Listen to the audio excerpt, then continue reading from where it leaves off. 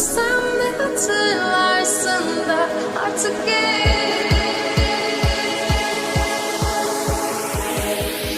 Öyle hissettim.